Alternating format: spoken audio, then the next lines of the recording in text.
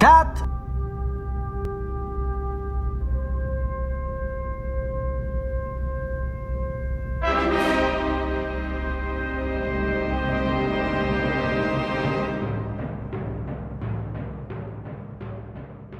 Douglas Trumbull is the person who gave us the chance to see the future before it was there. He's an innovator in the field of special effects, thanks to which every movie he worked in was candidate to Academy Awards for Best Visual Effects.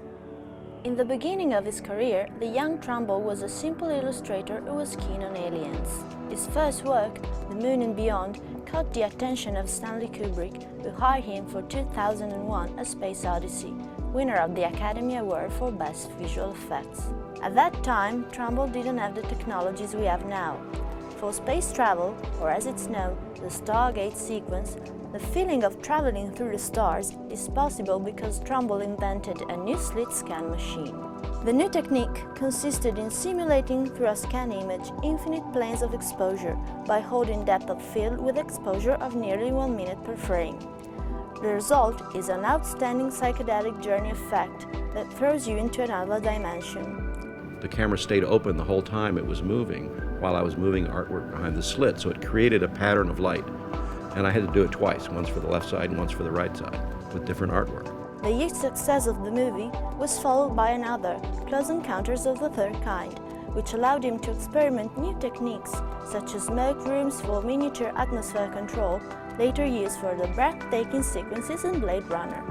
Blade Runner is a masterpiece that changed the perception of the future, but was made way before CGI special effects became common.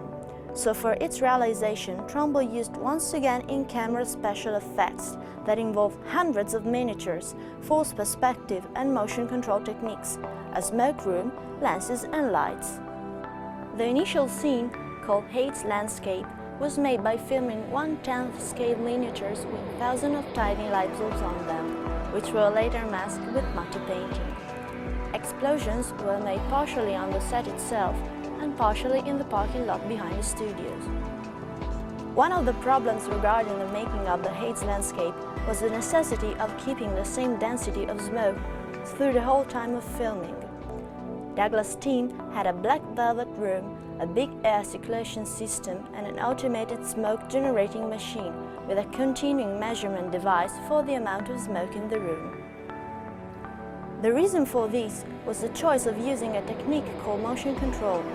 Just one frame every few seconds was shot, so it required a constant smoke density. Besides, every vehicle that appears in the scene had 5 to 7 separate exposures into one piece of film, so he had to fly 5 to 7 times by the camera with perfect synchronism. The effort Trumbull and his team put in the making of these scenes allowed them to develop the motion control technique a lot farther than before, as they became able to do complicated movements that were earlier considered impossible to make. After shaping our ideas about the future, Trumbull goes straight back to our origins, reproducing the birth of the universe in the movie The Tree of Life. It was an opportunity for us to discover the unknown, not to just do what we'd done before, for me to do the same as I'd done or for him to do the same as he'd done, but for us to explore this unknown world of non-computer graphics. In this film, the use of CGI is kept to the very minimum, a shared decision of both Trumbull himself and the director, Terrence Malik. In a world dominated by virtual effects, Trumbull once again succeeds in being an innovator, obtaining by practical effects results drastically superior than if made with the most advanced digital effects. Using chemicals, varnish, fluorescent colors, smoke, rotating platforms, high-speed cameras, and accurate lighting and frame rate, he makes everything look cosmic, immense, galactic, and epic.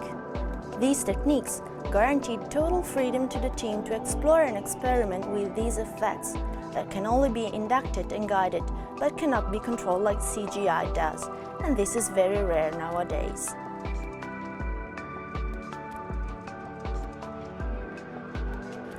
Trumbull is with no doubt a legend in the field of special effects.